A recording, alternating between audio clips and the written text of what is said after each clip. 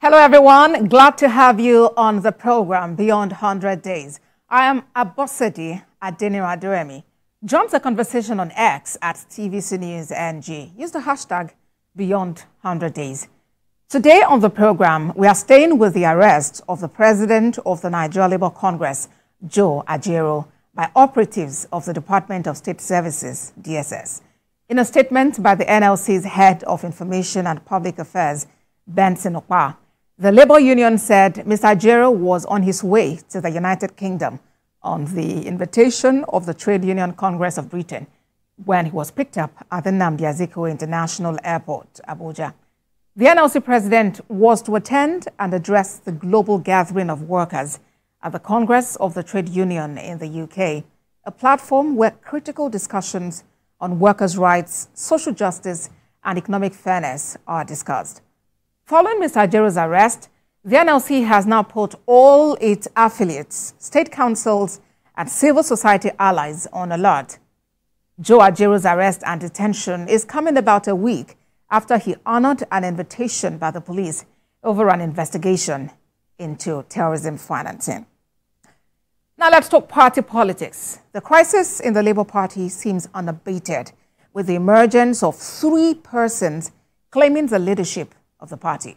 Last week, some party faithful loyal to the 2023 presidential candidate, Peter Obi, at a meeting with the governor of Abia State, Alex Otti, announced the composition of a 29-member caretaker committee to be chaired by the former Minister of Finance, Nnamdi Usman.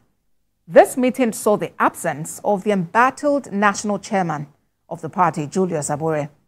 Meanwhile, the National Executive Council of the Labour Party has reviewed the decision of the National Convention to reserve its presidential ticket to Peter Obi and governorship slot for Alex Otti. The party says it condemns in strong terms the convener of the meeting in Abia State, which according to them is built on illegality. It insists all the outcome of the meeting is nullity, and the party is hereby dissociating itself from the convener and the resolutions passed.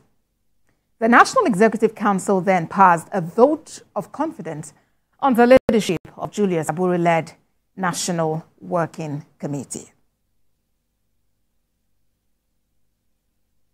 Now, there is a third faction of the Labour Party, which is led by former Deputy Chairman South of the party, Callistus Okafor. He hinged his declaration on a 2018 consent judgment of the Federal High Court, which he claimed has not been obeyed. Is the House of the Labour Party divided? One of the factional national chairmen of the Labour Party, Callistus Okafor, joins me now from Abuja Studios. Mr. Okafor, it's good to have you join us on the program. You know, before now, what a lot of people knew was the Governor Otti-led faction of your party, which only recently produced Nnamdi Usman as chairman of the National Caretaker Committee, and of course the Julius Abure faction of your party. Where did you come about? Thank you very much for having me. Thank you, viewers. You see, without consent judgment, there's nothing we are talking about. By the time of consent judgment, Obi was not there, Otti was not there. They were in other political parties. Like I have said, and I have continued to say, that a consent judgment delivered by Honorable Justice Kolawole on the 20th day of March 2018 said that should be all-inclusive. Number 1 says, NLC, Labour Party, though not trade union, was registered by Nigerian Labour Congress for the betterment of Nigerian workers, though they are not the one piloting it. Second one says, there shall be all-inclusive and expansive convention according to the Constitution of Labour Party, not according to the Constitution of His Excellency the Governor Otti, or His Excellency the former presidential candidate of the Labour Party, Mr. Peter Obi, not their own constitution. But according to the Constitution of Labour Party. By this time, this consent judgment was given. Callistus Okafor was the Deputy National Chairman of Labour Party. Julius Abure was acting National Secretary. Then the number 5 of the same judgment said that this judgment shall be irrevocably binding on all the people hearing.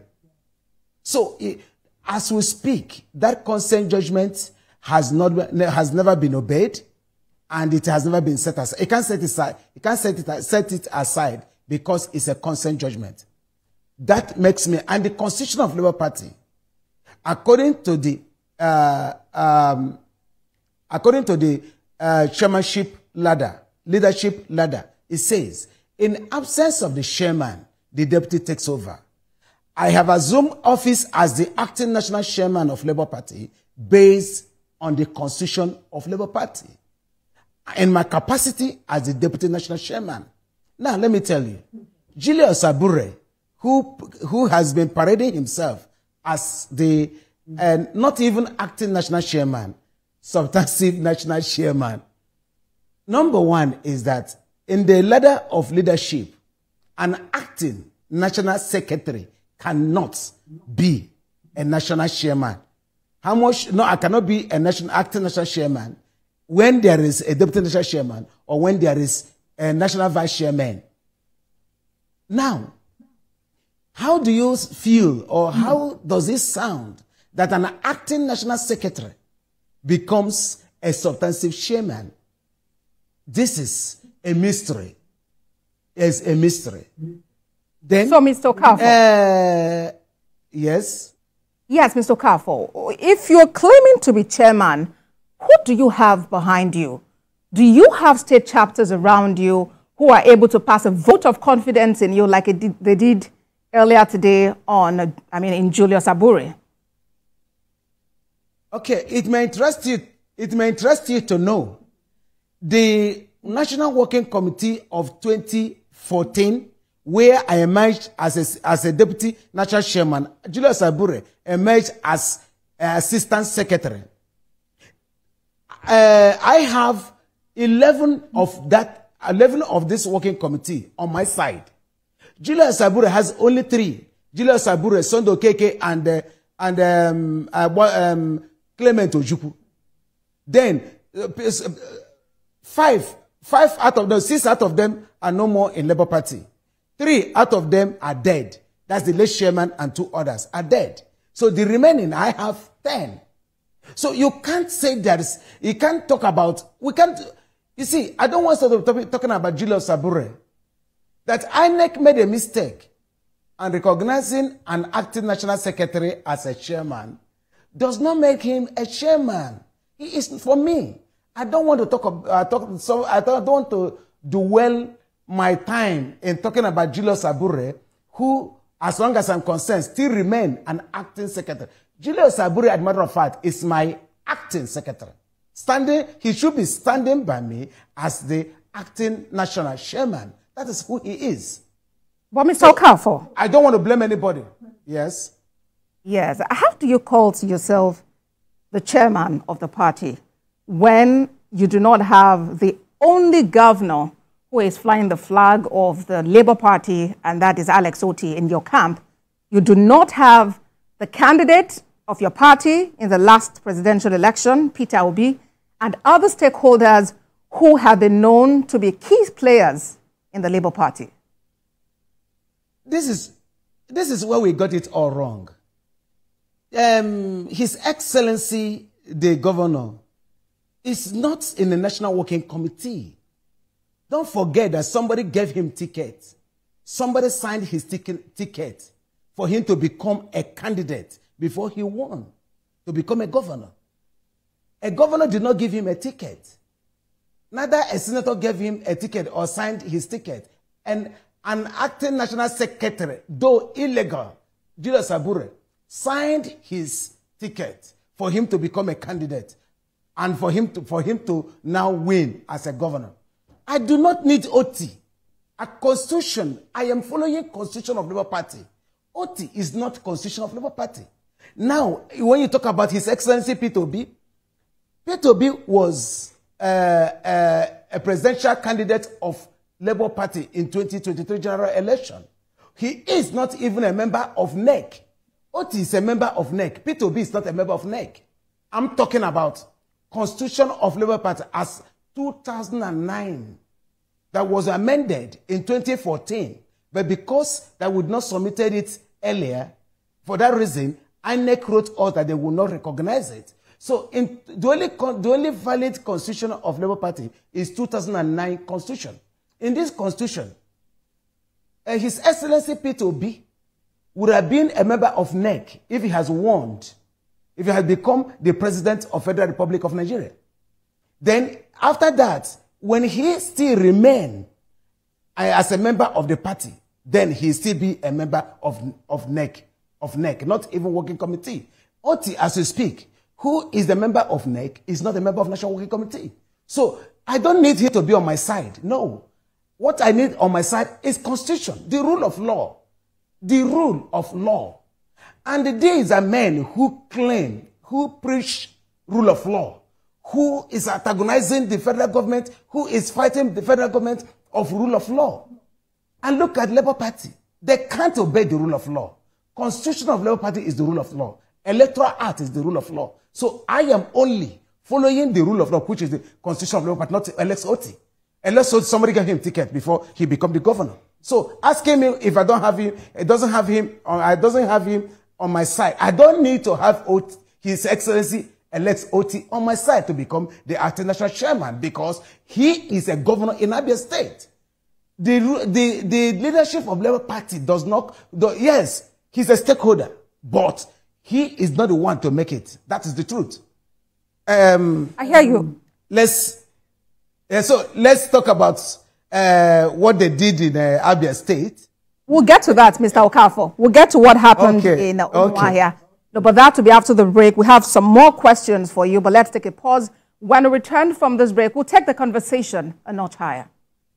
Bola Ahmed Tinubu, do solemnly swear. With us on the program Beyond 100 Days, we are talking about party politics, the intrigues in the Labour Party. And my guest is Callistus Okafor, former deputy chairman, South of the Labour Party, but he says he's now factional chairman of the party. Mr. Okafor, earlier you were talking about the fact that you are legitimate chairman of the party. But as it is, we know the names of those people who are behind these other two factions.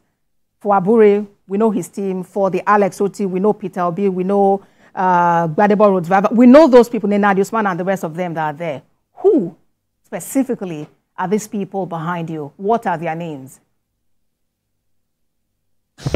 You use the word "who are behind me," like I've told you before. I do not need anybody to be behind me, but I have the National Working Committee, National Working Committee of Labour Party of 2014, who inherited that consent judgment that was given in 2018. In every judgment, there must be people that will benefit from it. As of the time the consent judgment was. Yes? Mr. Okafor, you cannot work in isolation. Who are these members of the National Working Committee? Oh, I have Maman Buka, the National Vice Chairman, South Northeast. I have Bobo Atariedo, the National Vice Chairman, South. I have Haja Kishimi, he's the National Treasurer of Labour Party. I have Omaru, National Vice Chairman, South, Northwest. Then I have Deputy Woman Leader of Southeast. I have a Deputy Woman Leader, Southeast, South. And so many of them. Like I said, I have the members of National Working Committee behind me. Abure has only 3. Abure is 3. We are 26. Like I told you, 6 has left the party. 3 are dead. The remaining, out of that, you have the treasurer, the national treasurer, who is Olushi Opara, who is with NLC, and Maria Lebeke, who is with NLC, who has now joined His Excellency Dr. L.S. Oti and Mr. Peter Obi. Like I said, if you recall, in a so-called Jamboree national convention in Newi, L.S. Oti was standing by Abure. He was, of course, the financier, the sponsor of Julius Abure. What changed? L.S. Oti, if it was not there present, his deputy was there present. All his National House of Assembly members were there. Commissioners were there. House of Rep members were there. And other government officials of Abia State were there. And all of a sudden, INEC was not there. And they had been funding Abure all this while in everything Abure was doing. Until INEC said, listen, your tenure, the 1-year extension you asked for has elapsed. We won't recognize you anymore. As long as INEC is concerned, you guys will go and make peace. So when you ask me who is behind me, I don't need to have people who doesn't have the interest of the party behind me. The only interest they have is their personal interest. How they will hijack the party. How they will use the party for their personal interest. To use it to go for major. I don't need anybody who want to use the party for... I hear you, Mr. Okafor. You appear to have been silent for a long time. Why are you coming out now? I'm sorry that you are... I'm sorry you are asking me why I'm coming out now. I've been around. I've been talking. I've been in your TV. I've been on your station several times. I'm surprised you're saying. I was here in 2001 when I went to the court for the first time. 2001. I was there. I was here. So you can't say I'm just coming out now. I'm surprised you're saying that. That means you don't know what happened all the while? What happened all the while Julius Abure held free, and even when Olumide Apapa was there as chairman of the party? Where were you at all of those times, and what efforts did you make? Oh, come on. During that period, I have appeared in your television severally. I'm surprised you're asking me this. I've appeared in your television severally on this. So the thing is that I'm a very peaceful, loving man. I don't have to behave like a tout. I don't have to behave like a desperate person. I was in the court. So why would I start fighting because of this? One thing I know that there is a rule of law. One thing I know is that the Labour Party has constitution, and which I'm saying that the constitution of the Labour Party has not been followed. And now you can see, still up till now, even the people you want to be behind me, they are against the rule of law. They are fighting the rule of law. So I don't want anybody that fights the rule of law to be behind me. I'm a man who believes in the rule of law. So all right, Mr. if you want to be behind me, you must be a man who believes in the rule of law. Mr. Okafor, do you agree that the emergence and existence of multiple factions within the Labour Party is further dividing and destabilizing the party?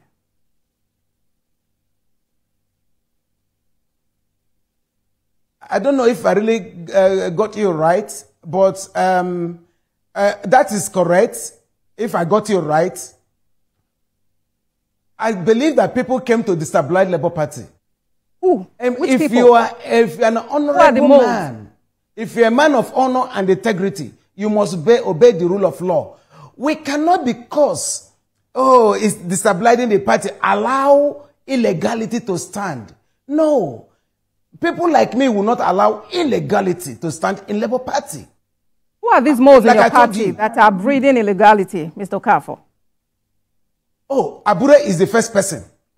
An acting national secretary become a national chairman. How? Without convention, in National Executive Council meeting. How did it happen? This is questions we ask ourselves. How did an acting national secretary become a national chairman? How? In which political party does that happen? How?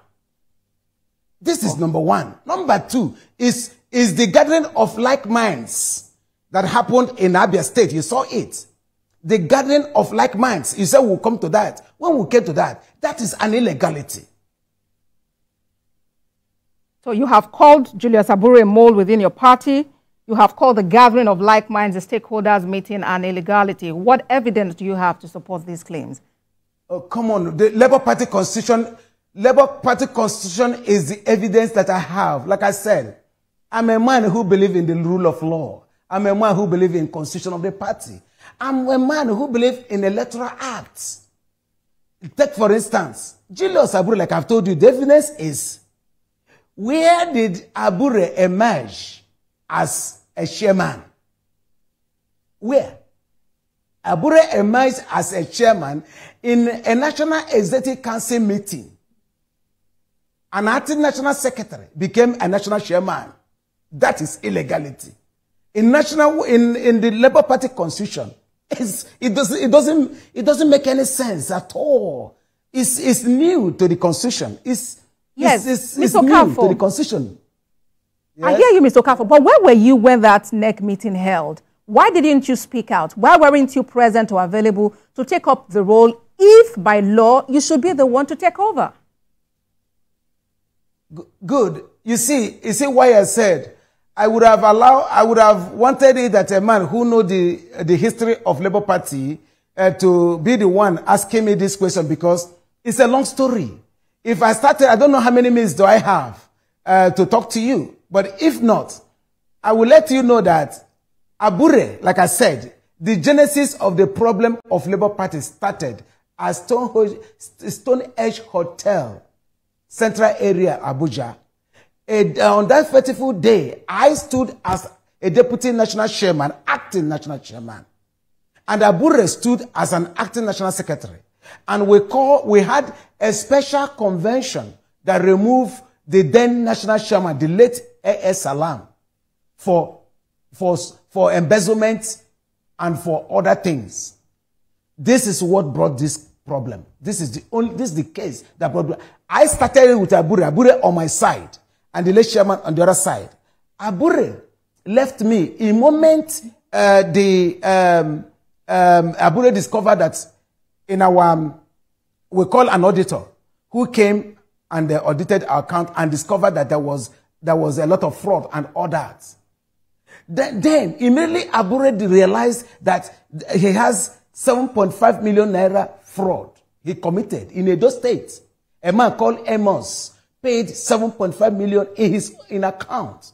The moment Abure realized that, Abure left us and ran to A.S. Salam. And we allegations, Mr. Okafor, and they would have to be substantiated. No, it's not. Listen, I said he was indicted by police, SCT command. He was indicted. Even, I don't want to go into that. I'm talking, you're asking me a question. I'm telling you how it came about. All right, Mr. Okafor, you know, the challenge is massive. You have currently 3 factions in your party. What is the way out? Please, I don't understand what you mean by three fractions. Then Usman, by the stakeholders? Abure has been operating in illegality. I've told you before. For me, Abure has never had a tenure. Abure has never existed. Let's assume that Abure was an appointed acting national chairman that was to do one thing or the other. But like INEC said, our umpire, who put Abure's name in their website, an acting national secretary that became a national chairman, they put his name. At this point, they have said Abure tenure has expired. So Abure is supposed not to be talking. We should not be talking about Abure any longer. And their Newi Jamboree does not exist. So I don't want to talk about Abure, but Abure still remains in the National Working Committee. Why? All right. Abure is my acting national secretary, while I am acting national chairman. So Abure is still in the National Working Committee. It's a good way to end the conversation. I've been speaking. To what happened in there. Mr. Okafor, we really do need to wrap the show now. Hopefully you can come in some other time to share further perspective into this. But it's been great talking to you. Callistus Okafor is former deputy national chairman. You didn't talk about Abia State. You didn't talk about Abia. You said you would ask me. You didn't ask me again. I just said that perhaps we'll have some other time to talk about that, Mr. Okafor. Well, thank you very much. But you say you have 3 fractions. If you have 3 fractions, you don't want me to talk about the other. You've dwelt so much on Abure. But then that's really the much we can take. No, because I wanted to talk about Abia. I wanted to talk about Abia. You told me that, no, that you will get to that. We really do need to go, Mr. Okafor. Your time is... Really do need to go, and hopefully you can come in some other time to talk about it. Can you give me 1 second? Can you give me 1 minute? Can you give me 1 minute? I'm afraid we can't, Mr. Okafor. Thank you very much for coming on the program today. With that, our show, what to repeat at midnight and at 6 a.m. I'm Abosedi Adeniraduremi. Bye for now.